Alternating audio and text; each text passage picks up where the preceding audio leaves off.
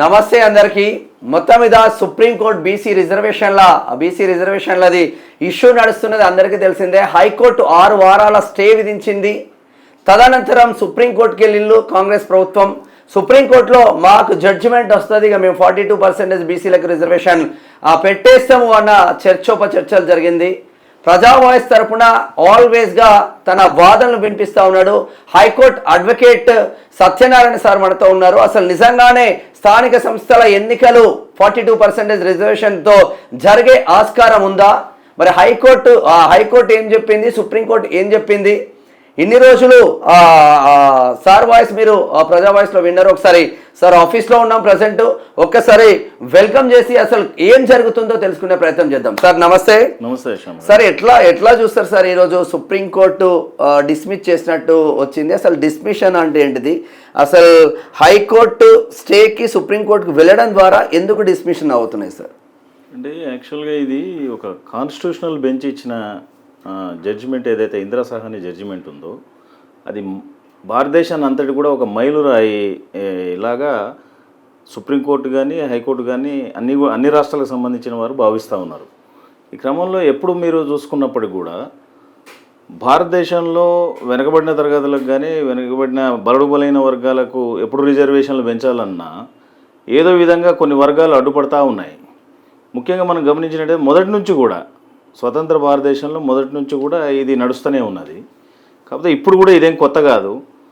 కాకపోతే ఇప్పుడు ఏంటంటే 42 రిజర్వేషన్ % ఏదైతే ఉన్నదో దాని మీద ప్రభుత్వం కొంతవరకు అంటే మ్యాక్సిమం వాళ్ళు చేయాల్సినది చేసినారు. కానీ అయినప్పటికీ కూడా హైకోర్టు సాటిస్ఫై కాలేదు. అదే at the same time triple ఏదైతే టెస్ట్ ఉన్నదో అది ఫుల్ఫిల్ చేయలేదు అనేది ప్రగాఢంగా హైకోర్టు భావించింది. అదేవిధంగా సుప్రీంకోర్టు కూడా భావిస్తూ ఉన్నది.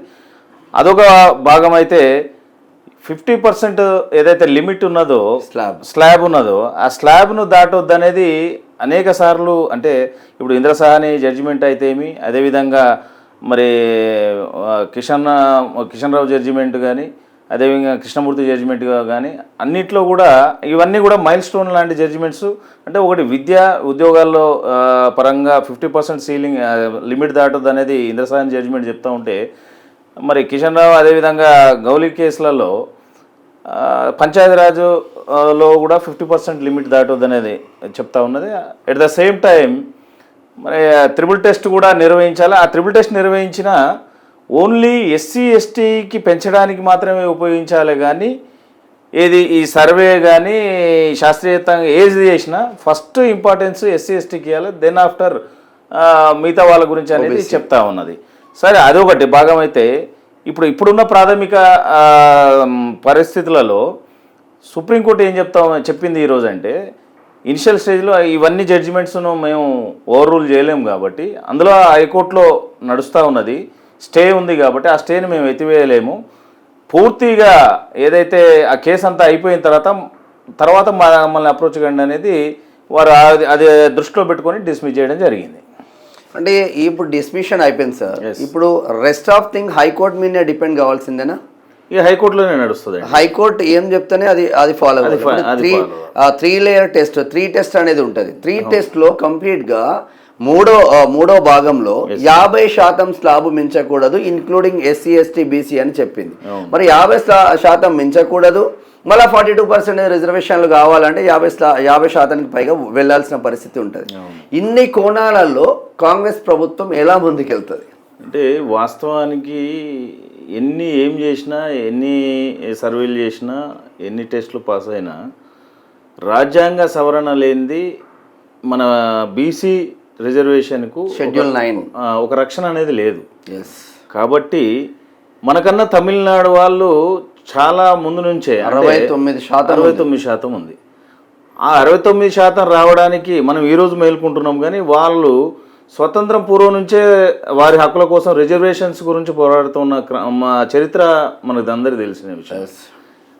వారికి ఎప్పుడైతే 50% ఏదైతే స్లాబ్ ఉందో దాన్ని దాటొద్దన్న క్రమంలో పార్టీలన్నీ పక్కకు పెట్టి అప్పుడున్న ఏకమైనారు. కేంద్ర ప్రభుత్వం మీద ఒత్తిడి తెచ్చి వారికి తెలుసు పార్లమెంటు బిల్ పాస్ చేసినా చట్టాన్ని చేసినా దానికి రక్షణ కావాలంటే 9th షెడ్యూలే అని చెప్పి ఖచ్చితంగా 9th షెడ్యూల్లో పెట్టినందుకు ఈరోజు వారికి రిజర్వేషన్లకు రాజ్యాంగపరమైన రక్షణ దొరుకుతూ ఉంది. దాన్ని బేస్ చేసుకొని ఈరోజు మనం చేయాల్సింది ఏంటంటే ఈ బిల్లు ఈ జీవోలు ఇవి కాకుండా ప్రధానంగా మనం 9th షెడ్యూల్నే ప్రామాణికంగా తీసుకుని 9th షెడ్యూల్లో పెట్టించే ప్రయత్నం చేయాలి. 9th షెడ్యూల్ రావాలంటే ఇప్పుడు బిల్ ఆల్రెడీ ఇక్కడ బిల్ 3, బిల్ 4 అంటే విద్యా ఉద్యోగాలలో అదేవిధంగా పంచాయతీరాజ్ మున్సిపాలిటీలలో రెండిట్లో కూడా 42% రిజర్వేషన్ కల్పించాలని చెప్పి ఏదైతే మరి శాసనసభలో బిల్ పాస్ చేసినారో అసెంబ్లీలో బిల్ పాస్ చేసినారో దాన్ని గవర్నర్ ఆమోదించి రాష్ట్రపతి కోసమని మన సెంట్రల్ గవర్నమెంట్ పంపినారు. సెంట్రల్ గవర్నమెంట్ దగ్గర ఉన్నది పెండింగ్లో ఉన్నది. దాని మీద ఒత్తిడి తెచ్చే ప్రయత్నం చేయాలి. అంటే కేంద్రం మీద ఒత్తిడి తేవాలంటే ఇక్కడ ఉన్న అన్ని వర్గాలను అన్ని రాజకీయ పార్టీలను అందరినీ కలుపుకపోయి అందరితోటి ఒకే మాట మీద ఒకే వేదిక మీద పోయి అక్కడ వారి మీద ఒత్తిడి తెస్తేనే ఇది కేంద్రం మీద ఒత్తిడి తెచ్చినా కూడా కేంద్రం ఒక మాట అంటుంది 42% బీసీ రిజర్వేషన్లు ఇవ్వడానికి మేము రెడీగా ఉన్నాం. కానీ 42%లో మతపరమైన రిజర్వేషన్లు ముస్లింలకు ఇస్తున్నారు 10% కాబట్టి మేము యాక్సెప్ట్ చేయము అని కేంద్ర ప్రభుత్వం కరాఖండిగా చెప్తున్న నేపథ్యం అవుతుంది. మరి నిజంగానే ఇక ఏదీ లేదు పాత రిజర్వేషన్ల ప్రకారం మీరు ఎన్నికలకు వెళ్ళొచ్చు, ఎన్నికల కోడ్ పైన మేము స్టే విధించలేదని హైకోర్టు చెప్పింది. మీరు కూడా చెప్పింది అందుబాటులోకి వచ్చి. మరి అదే 23% రిజర్వేషన్లు దిక్కేనా బీసీలకు? లేదు అంటే కొట్లాడితే పోయేది ఏం లేదు, బానిస సంఖ్యలు తప్ప. తెలంగాణ బ్లడ్డే కొట్లాడడంతో మొదలైంది. కొట్లాడితే సరే కేంద్రం మెడల్ వంచ అనే చేయొచ్చు, కానీ ఆ మెడల్ వంచే ప్రయత్నాలు ఇక్కడ ప్రభుత్వం చేయలేదు అన్న ఒక నినాదం అయితే వినిపిస్తూ ఉంది. ఎస్, మీరు అన్న దాంట్లో వాస్తవానికి ఏం జరుగుతుంది ఇక్కడ అంటే ఎవరికి వారుగా విడిపోవడం జరుగుతూ ఉంది. బీసీ సంఘాలు కూడా అందరూ ఏకతాటి మీదకి వచ్చే పరిస్థితి లేదు. ఎవరి ప్యానెల్ వాళ్ళదే. ఇంకొకటి ఏంటంటే నిజంగా చిత్తశుద్ధితోటి నిర్దిష్టంగా రాష్ట్ర ప్రభుత్వం ఉన్నట్లయితే ఖచ్చితంగా ఇప్పుడున్న పరిస్థితులలో వారు పోవాలనుకుంటే గవర్నర్ దగ్గర పెండింగ్ ఉన్నప్పుడు, రాష్ట్రపతి గారి దగ్గర అంటే సెంట్రల్ గవర్నమెంట్లో పెండింగ్ ఉన్నప్పుడు వారు పాత పద్ధతిలో ఎలక్షన్స్కి పోయి ఉండేది నాకు తెలిసినంత వరకు పోరని నేను భావిస్తూ ఉన్నా. ఎందుకంటే మనం గతం నుంచి కొంతకాలం నుంచి రిజర్వేషన్ల మీద జరుగుతున్న కోర్టు వ్యవహారాల మీద కూడా మనం ఎప్పటికప్పుడు మనం మాట్లాడుకుంటూ ఉన్నాము. సుప్రీంకోర్టుకు ఖచ్చితంగా ప్రభుత్వం పోతుంది అనుకున్నాం, పోయింది. అక్కడ కూడా మనకు అవకాశం తక్కువ అని మనం గతంలో చెప్పుకున్నాం, మొన్న చెప్పుకున్నాం. అది కూడా వాస్తవం జరిగింది. నాకున్న పరిజ్ఞానంలో ఇప్పుడు ప్రభుత్వము అంటే హైకోర్టులో పెండింగ్ ఉంది. ఇప్పుడు ఇచ్చింది ఓన్లీ స్టే మాత్రమే.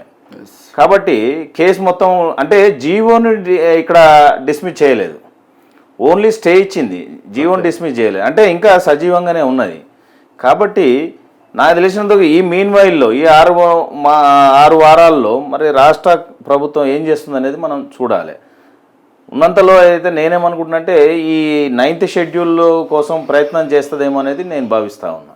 ఓకే, అదొక భాగం అయితే ఇప్పుడున్న పరిస్థితులలో మరి అదే ప్రభుత్వం at the same time BC సంఘాలు కావచ్చు, మిగతా మహేష్ కుమార్ గౌడ్ కూడా చెప్తున్నాడు సార్. మహేష్ కుమార్ గౌడ్ కూడా చెప్తున్నారు 100% బీసీలకు 42% రిజర్వేషన్లు ఇచ్చిన తర్వాతనే ముందుకు వెళ్తున్నాం అని చెప్తా ఉన్నారు. కానీ ఇప్పుడు చూసిన చేతిలో ఆప్షన్స్ హైకోర్టు ఒకటే దిక్కుంది, సుప్రీంకోర్టులో డిస్మిస్ చేసిన పరిస్థితి. హైకోర్టు కూడా 6 వారాలు స్టే విధించింది. 6 వారాలలో 4 వారాల తర్వాత మీరు ఏం చేసుకుంటారో చేసుకోండి అనే పరిస్థితి.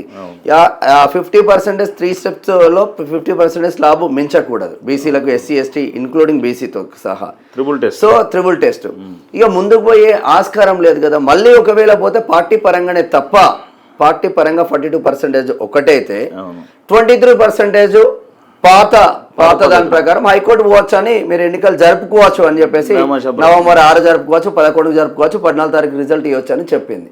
మరి 2 ఆప్షన్ కనిపిస్తా ఉన్నాయి కాంగ్రెస్ పార్టీకి. ఇప్పుడు 2 ఆప్షన్లతో కూడా 3వ ఆప్షన్ కూడా ప్రభుత్వం ఉంది. ఓకే, మొదటి ఆప్షన్ ఏంటంటే హైకోర్టులో కేసు అయ్యేంత వరకు వేచి చూడడం.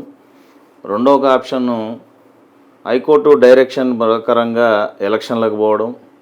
3వ ఆప్షను పార్టీ పరంగా అంటే రిజర్వేషన్లు కాకుండా పార్టీ పరంగా వారికి సీట్లు బీసీలకు 42% ఇవ్వడం.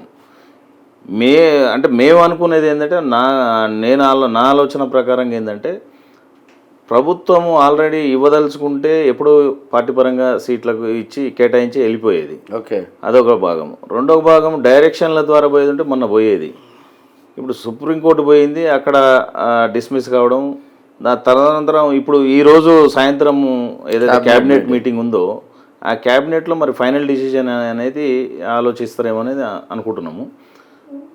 ఈ 9th షెడ్యూల్ కోసము కేంద్రం మీద ఒత్తిడి తెచ్చే విధంగా ప్రభుత్వం ముందుకు పోతుందేమో అనేది నా ఆలోచన. ఓకే, అదేవిధంగా ఏంటంటే ఇప్పుడు ఉన్న పరిధిలో ఎలక్షన్స్కు పోవాలంటే పోవచ్చు, కానీ ఎలక్షన్స్ పోవాలంటే ఇప్పుడు మళ్ళీ రిజర్వేషన్లను మార్చాలి, నోటిఫికేషన్ ఇవ్వాలి. ఇదంతా కూడా మళ్ళీ అదొక హైకోర్టులో మీరు చూస్తూ ఉంటారు, వాదనలు విన్నారు, చూస్తూ ఉంటారు. ఈ 6 వారాలలో హైకోర్టు మొన్న ఇచ్చిన తీర్పుడు క్షుణ్ణంగా 46 పేజీలు ఎంతో ఉన్నది, అది మీరు చదివి ఉంటారు. మాలాంటి వాళ్ళు 1, 2 చదువుతాం, క్షుణ్ణంగా చదివి ఉంటారు. ఈ 6 వారాలలో ఏదైనా మిరాకిల్ జరిగే అవకాశం అయితే లేదు అనేది ఒక జర్నలిస్ట్గా నా క్వశ్చన్. ఉందంటారా? మిరాకిల్ అప్పుడు అంటే నేనేమంటున్నానంటే ఉన్న దాంట్లో ఇప్పుడు ఒక స్టేజ్కి అయితే ఒక వాదం అనేది ప్రజల్లోకి వచ్చింది. బీసీ వాదం అనేది ప్రజల్లో, అది కాంగ్రెస్ చేయబట్టే వచ్చింది, కామారెడ్డి డిక్లరేషన్ చేయబట్టే వాదం వచ్చింది. ఎగ్జాక్ట్లీ. ఇంకోటి ఏంటంటే కామారెడ్డి డిక్లరేషన్తో పాటు ప్రభుత్వం కూడా కొంత చిత్తశుద్ధి ఉండబట్టే ప్రయత్నాలు శాసనసభలో చేసింది, మండలిలో చేసింది, రాష్ట్రపతికి పంపించింది, ఆర్డినెన్స్ తీసుకొచ్చింది, గవర్నర్కి పంపించింది, గవర్నర్ రాష్ట్రపతికి పంపించింది. ఈ తతంగం ఆడనే ఉంది. మళ్ళీ ఢిల్లీ జంతర్ మంతర్ వేదికగా అది నడిపించింది. ఇప్పుడు అంటే అనేది లేదు, ప్రభుత్వం ఎంత చేయాలో అంత చేసింది. కోర్టులు అడ్డుకున్నాయి. ఇక 23% దిక్కు అని కాంగ్రెస్ పార్టీ ముందుకెళ్లే ఆస్కారం లేదంటారా? కోర్టులు అడ్డుకోవడం అంటే కోర్టులు ప్రతిపక్షాలు ఏం కావు. కోర్టులు రూల్ ప్రకారం ఎంతసేపు ఉన్న రాజ్యాంగం ప్రకారంగా, చట్ట ప్రకారంగా, చట్టంలో ఏముందో రాజ్యాంగానికి దానికి లోబడే కోర్టులు అనేది వాళ్ళ యొక్క తీర్పులు ఇవ్వడం జరుగుతుంది. ఇక్కడ మనం ఏంటంటే మనం ఏ విధంగా అంటే రాష్ట్ర ప్రభుత్వం కానీ బీసీ రిజర్వేషన్ పెంపుదలకు ఏ విధంగా పనిచేస్తే రిజర్వేషన్ 42% వస్తుంది అనేది ప్రభుత్వము ఆలోచించాల్సిన విషయం. ప్రభుత్వం కూడా ఆ విధంగా, ఎందుకంటే మనం ఏం చేయాలనేది తమిళనాడును మనం ఐకాన్గా తీసుకోవచ్చు, ఆదర్శంగా తీసుకోవాలా. వారు ఏ విధంగా పోయారు ఏందని. ఇంకోటి ఏంటంటే అక్కడ తమిళనాడులో ఏమైందంటే మీరు ఒకసారి గమనించినట్టయితే తమిళనాడులో వారు క్లారిటీగా రిజర్వేషన్ కూడా ఒక క్లారిటీగా ఉన్నది వాళ్ళ దగ్గర. వెనుకబడిన తరగతులు అంటే బీసీలలో కూడా బీసీ జనరల్కు 26.5 ఉంది, బీసీ ముస్లింలకు 3.5 ఉంది, వెలసి 30% ఉంది అక్కడ బీసీలో. ఓకే, అదే మళ్ళీ అందులోనే బీసీలలోనే బీసీ జనరల్, బీసీ ముస్లిం, మళ్ళీ ఎంబీసీ మోస్ట్ బ్యాక్వర్డ్ క్లాస్లకు 13% ఉంది రిజర్వేషన్. మోస్ట్ బ్యాక్వర్డ్ క్లాస్లలో 2 భాగాలు, అందులో most backward class and denotified nomadic tribes. Denotified and nomadic tribes. Denotified and nomadic caste వాళ్ళకు అక్కడ క్యాస్ట్ సర్టిఫికేట్ ఇస్తుంది తమిళనాడులో. నోమడిక్ ట్రైబ్స్కు క్యాస్ట్ సర్టిఫికేట్ ఇస్తుంది. 7% ఉంది. అదేవిధంగా మనకు షెడ్యూల్ కులాల్లో మనకు 18% ఉంది. షెడ్యూల్ ట్రైబ్స్ 1% ఉంది. అంటే ఒక కేటగిరైజేషన్ ఉంది. బీసీలలో అత్యధికంగా అంటే అట్టడుగున ఉన్న బీసీలకు, ఎంబీసీల కన్నా ఇంకా ఘోరంగా ఉన్న ఇబ్బందులలో ఉన్న, ఈరోజు కూడా ఒక సర్పంచ్ కాదండి, ఒక వార్డు మెంబర్ అయిన దాఖలాలు లేవు సంచార జాతులలో. ఇప్పుడు వంశరాజులు అయితేమి, పూసల వాళ్ళు అయితేమి, బుడుబుక్కల వాళ్ళు అయితేమి, మరి గోత్రాల వాళ్ళు అయితేమి, ఇవన్నీ కులాలు ఎక్కడ ఉన్నాయండి? బీసీలలో ఉన్నాయి. మరి వీరికి చెందాలి. కనీసం పంచాయతీ స్థానిక సంస్థలలో కూడా వీళ్ళ రిప్రజెంటేషన్ ఉండొద్దా? అంటే బీసీ రిజర్వేషన్లు ఇవ్వడంతో పాటు బీసీ వర్గీకరణ కూడా చేస్తే అప్పుడే ఈ బిడ్డలందరికీ న్యాయం జరుగుతుంది. Court satisfy అయ్యేదేమో. ఇప్పుడు ఏదైతే మనం ల్యాండ్ మార్క్ జడ్జిమెంట్ తీసుకుంటున్నాము, ఇందిరాసాని జడ్జిమెంట్ తీసుకుంటున్నాము, ఎంపారికల్ డేటా అనేది నెక్స్ట్ వచ్చింది. కానీ ముందు అందులో కూడా ఒక క్లాజ్ ఉంది, మీకు అత్యవసరమైన అంటే